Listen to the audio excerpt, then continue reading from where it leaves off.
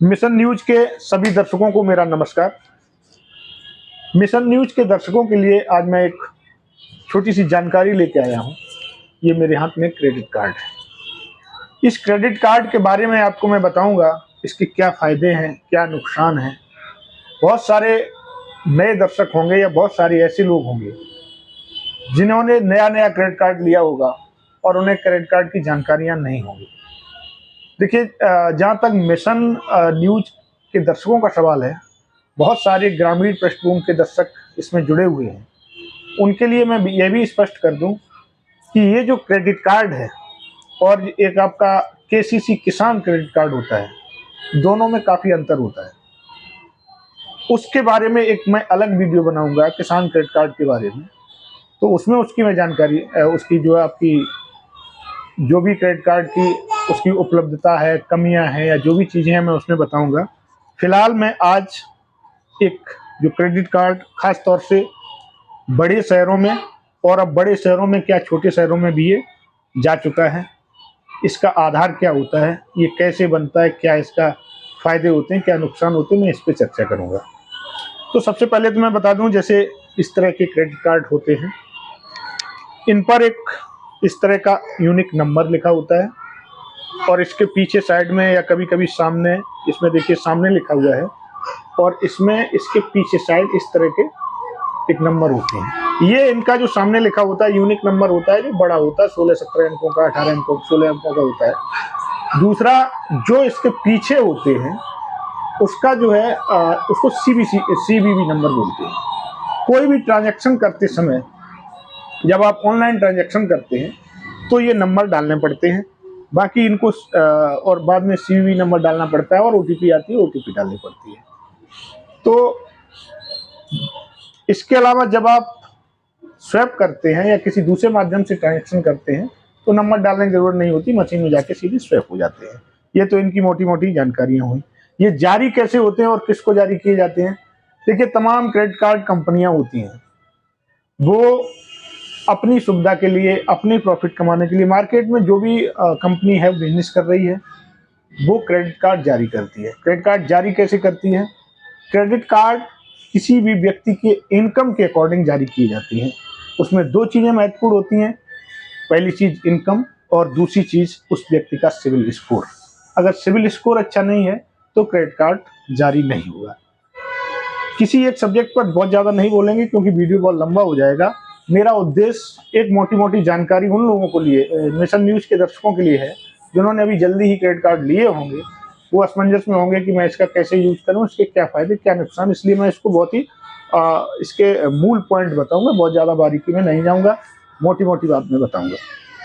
तो देखिए, इसमें होता क्या है, क्रेडिट कार्ड कंपनियां जारी करती हैं आपके सिविल स्कोर और आपकी सैलरी के अकॉर्डिंग वो जारी करती हैं। बहुत सारी कंपनियां पहले छोटे अमाउंट का क्रेडिट कार्ड जारी करती हैं, 30,000 का या 18,000 का, 20,000 का, 50,000 का। फिर ये जैसे जो भी उपभोक्ता की खर्च करने की क्षमता होती है या जो भी उसका सिविल स्कोर होता है, उस हिसाब से आगे चल के ये लिमिट बढ़ा देते हैं। इसके फायदे क्या हैं? फायदे के बारे में मैं आपको बता दूं। देखिए, एक तो सबसे बड़ा फायदा इसका ये है कि ये आपका एक तरह से मनी बैकअप होता है। सपोज करिए कभी ऐसा समय आ जाए जब आपने अपनी पूरी सैलरी, कोई ऐसा काम हो गया हो, घर पे कोई दिक्कत हो गई हो, या शादी ब्याह के कुछ खर्चे ऐसे हो, या कुछ अनएक्सपेक्टेड खर्चे जो होते हैं, जो कभी कभी पता नहीं चलता है, तो अगर उसमें खर्च हो गई होगी तो ये आपको बैकअप कैसे देता है कि आपके पास रहेगा, आप उसका उस समय यूज कर सकते हैं।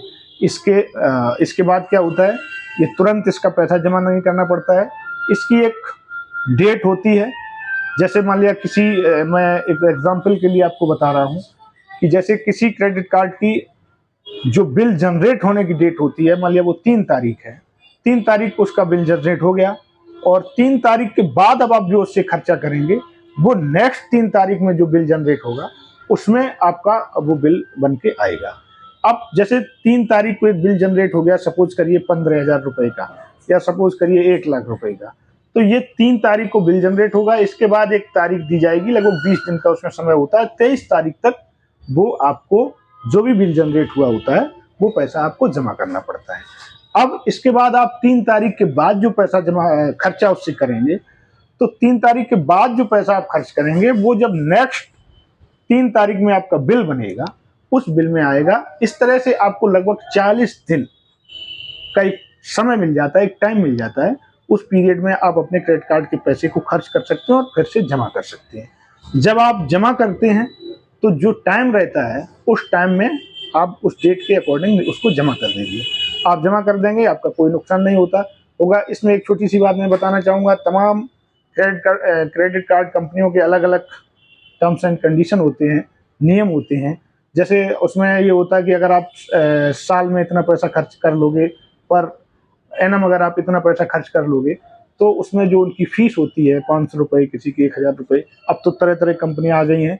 ये जो हमारे पास कार्ड है, ये अमेरिकन एक्सप्रेस इसका नाम है, इसकी कुछ ज़्यादा फीस है। तो अलग अलग फीस होती है। अगर आप साल में उसको इतना खर्चा कर लेते हैं तो वो फीस आपकी जो है रिवर्स हो जाती है। फीस आपके कार्ड से कटेगी, इसके बाद रिवर्स हो जाएगी। तो और इसके बाद इसके और भी फायदे होते हैं। जैसे कहीं भी आप शॉपिंग करते हैं, किसी मॉल में शॉपिंग करते हैं, जहाँ भी इसको शॉपिंग के लिए अलाउ किया जाता है, कि जैसे खासतौर से बड़े मॉल्स में या कहीं मेडिकल में या कहीं भी बड़े शहरों में इसका चलन ज़्यादा है। छोटे शहरों में खासतौर से ये उन लोगों को मिले हैं जो सैलरीड हैं, गवर्नमेंट एम्प्लॉई हैं, या जो बिजनेस व्यापार करते हैं जिनका सिविल स्कोर है। वैसे गांव में तो या छोटे कस्बों में बहुत सारे लोगों को सिविल स्कोर की या उसकी जानकारी नहीं। सिविल स्कोर के बारे में एक नया वीडियो बनाऊंगा, उसमें मैं आपको बताऊंगा सिविल स्कोर क्या होता है। तो उन लोगों के पास है, और वहाँ ये है कि वहाँ खर्च करने के इसके ऑप्शन भी कम है। खास तौर से ये जो मटेरियल है ये बड़े शहरों का है, मेट्रो सिटीज का है। तो इसमें आप जैसे ही आप किसी मॉल में शॉपिंग करेंगे, वहाँ कुछ भी आप खरीदेंगे, 20,000, 30,000, 50,000 जो भी खरीदेंगे, तो इसके बाद क्या होगा, आप इससे क्रेडिट कार्ड से पेमेंट करेंगे। पेमेंट करने के बाद आप इससे कुछ आपको पॉइंट जनरेट होंगे, और उस पॉइंट से फिर जब वो इकट्ठे हो जाते हैं, महीना 2 महीना में, 1 महीना, 4 महीना, साल में, एक निश्चित टाइम तक वो पॉइंट बने रहते हैं। इसके बाद वो अपने आप जो है रिडीम होना, उसमें कटना शुरू हो जाते हैं। उस पॉइंट को जब आप रिडीम करके करेंगे तो ऑनलाइन आप शॉपिंग कर सकते हैं, उससे कुछ आपको प्रॉफिट मिल सकती है। एक तो उसके जो पॉइंट का ही हो गया ये। दूसरा, इसमें ऑलरेडी एक किसी भी, वो तो एटीएम कार्ड में भी होता है कि एक आपके पास एक बीमा रहता है। एक निश्चित अमाउंट, अगर कोई दुर्घटना होती है, कोई कैजुअलिटी होती है, तो एक सर्टेन अमाउंट उसमें कंपनियां आपको प्रोवाइड कराती हैं। बहुत सारे लोगों को ये जानकारियां नहीं होती हैं। तो अगर ऐसा किसी के साथ हुआ है, किसी के पास क्रेडिट कार्ड या डेबिट कार्ड हैं, तो अगर किसी के साथ कोई इस तरह की दुर्घटना हुई है तो वो किसी अच्छे वकील से सलाह लेकर के इन कंपनियों से क्लेम ले सकते हैं, और ये बाकायदा होता है, इनका क्लेम दिया जाता है। ये हो गया। और अब देखिए, अब इसके नुकसान क्या हैं। नुकसान अगर देखा जाए तो नुकसान बहुत बड़े हैं। एक तो ये एक्स्ट्रा खर्चे की आदत डलाता है। आपके पास जब भी एक्स्ट्रा अमाउंट होगा तो आप तुरंत उसे खर्च कर देंगे। आपको पता चलेगा कि अब अरे जमा करते रहेंगे, लेकिन ये निश्चित है कि जैसे आप खर्च करेंगे तो कुछ दिन बाद आपको बिल जनरेट होगा। बिल जनरेट के बाद वो दिन आ जाएगा जिस दिन आपको इसको जमा करना ही करना है। इसमें जमा करने में 2 चीज़ें होती हैं, एक मिनिमम अमाउंट होता है और एक मैक्सिमम अमाउंट, यानी पूरा बिल जो जनरेट होता है। सपोज करिए आपका बिल जनरेट हुआ 80,000 का, तो 80,000 के बिल में एक तो आपका टोटल 80,000 जमा करना रहेगा, और एक आपका मिनिमम बिल होता है। मिनिमम बिल जैसे 80,000 का अगर बिल जनरेट हुआ तो हो सकता है आपका मिनिमम बिल 8,000 रुपये हो या 10,000 रुपये हो, इस तरह से होता है। तो जब आप बिल जमा करते हैं तो सबसे अच्छा तो ये है कि इसकी डेट आने से पहले आप उस बिल को, जो भी बिल जनरेट हुआ है, जैसे 80,000 जनरेट हुआ है तो पूरा 80,000 रुपये उसको जमा कर दीजिए। किसी कारणवश आप उसको नहीं कर पा रहे हैं तो उसमें जो मिनिमम बिल है उसको जरूर जमा कर दीजिए। अगर मिनिमम बिल भी आप नहीं जमा करेंगे तो ये आपकी सिविल स्कोर पर इफेक्ट डालेगा। हालांकि आप जब मिनिमम बिल जमा करेंगे, मैक्सिमम बिल नहीं जमा करेंगे, तो उसका भी बहुत बड़ा नुकसान होता है। नुकसान ये होता है कि जिस डेट से आप शॉपिंग करते हैं उस डेट से एक काफ़ी भारी भरकम इंटरेस्ट लगा दिया जाता है, जो लगभग 36 से 40% पर एनम होता है, पर ईयर होता है। यानी लगभग 3%, 3.5% या 4% तक पर मंथ होता है। ये बहुत भारी पड़ता है। और इसके बाद इसमें जीएसटी भी रहती है, और जब आप मिनिमम भी जमा नहीं कर पाएंगे तो सीधा तो इसमें उसमें उसका जो है पनिशमेंट की भी चार्जेस लगते हैं, तो वो बहुत फिर पीड़ादायक हो जाता है, बहुत नुकसानदायक हो जाता है। तो कहने का मतलब ये है कि अगर आप क्रेडिट कार्ड ले रहे हैं, उसको अगर आप खर्च कर रहे हैं तो बहुत ही सावधानीपूर्वक खर्च करिए, और आपको ये जरूर ध्यान रखना चाहिए कि जब भी इसका बिल जनरेट होगा मैं टाइम से इसका बिल पेड कर पाऊंगा या नहीं। साफ बात यह है कि बहुत ही इमरजेंसी में अगर आपको ज़रूरत है तो उसको आप खर्च कर लीजिए और समय आने से पहले उसको आप जमा कर दीजिए, नहीं तो आपको क्रेडिट कार्ड का बहुत बड़ा नुकसान होता है। और मैं इसकी कुछ बारीकियां आपको ये बता रहा हूं कि जैसे प्रत्येक क्रेडिट कार्ड कंपनी तमाम कस्टमर केयर और अपने एम्प्लॉयज रखती है, और इसमें क्या होता है कि ये बारीकियां हैं, हालांकि इसको ओपन नहीं करते लोग, कि जैसे ही आपके क्रेडिट कार्ड में, वैसे एक चीज़ ये होती है कि क्रेडिट कार्ड में एक नियम बनाए गए हैं, उनके जो भी एम्प्लॉय हैं इस चीज़ को बताते हैं कि क्रेडिट कार्ड कभी भी बहुत ज़्यादा लिमिट के अकॉर्डिंग पूरी लिमिट खर्च नहीं करनी चाहिए। 30% लिमिट खर्च करनी चाहिए उसकी, या 50% करनी चाहिए, लेकिन कभी जब इमरजेंसी होती है तो आदमी उसको खर्च कर डालता है। तो जैसे आप इसकी मैक्सिमम लिमिट खर्चा करेंगे तो वहाँ से भी आपके सिविल स्कोर पर फर्क पड़ेगा। वो इसलिए पड़ेगा क्योंकि ऐसा दिखाई देगा कि आप क्रेडिट कार्ड पर ज़्यादा डिपेंड हैं, यानी तो आपकी सिविल स्कोर पर इसका इम्पैक्ट पड़ता है, काफ़ी इम्पैक्ट पड़ता है। अब दूसरी बात मैं ये कह रहा था कि जैसे कभी कभी ऐसा होता है, जैसे आपके क्रेडिट कार्ड की लिमिट 1 लाख रुपए है और आपने उसमें 99,000 खर्च कर लिए, तो इस तरह की बारीकियां होती हैं इनकी, इस तरह की, एक तरह से क्या बोला जाए, वो किसी भी कस्टमर को इस तरह से, एक तरह से उनको ठगना ही हो गया। मैं साफ भाषा में बता रहा हूँ कि कैसे ही आपको ठगते हैं। जैसे मान लिया आपके पास मिनिमम अमाउंट बचा तो ये रखे रहेंगे, कोई चार्ज उसी समय लगा देंगे, और जैसे ही आप उस पर कोई चार्ज लगाएंगे तो आपका क्रेडिट कार्ड चला जाएगा ओवर लिमिट में, और जैसे ही ओवर लिमिट में चला जाएगा तो ये ओवर लिमिट की फीस आपके ऊपर तुरंत चार्ज कर देंगे, और उसमें जीएसटी के साथ। तो ये चीज़ें होती हैं, इनसे बहुत बच के रहना चाहिए। ये देखिए, जो भी कंपनियां हैं मार्केट में आई हैं, अगर आपको पैसा दे रही हैं तो उन्हें मानवता से, किसी की अच्छाई से कोई मतलब नहीं है।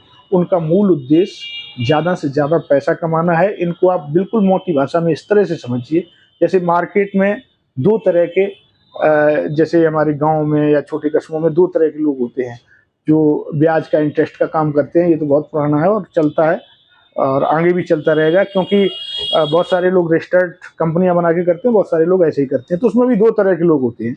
एक तरह के लोग ये होते हैं कि किसी की ज़रूरत के अनुसार पैसा देते हैं, और देखते हैं कि अगर उसको परेशानी है, कोई एक्सीडेंट हो गया है, कोई उसके घर पर दुर्घटना हो गई है, तो उसमें समझौता करके कभी कभी पैसे का पैसा ले लेते हैं, यानी थोड़ी उनके अंदर मानवता होती है।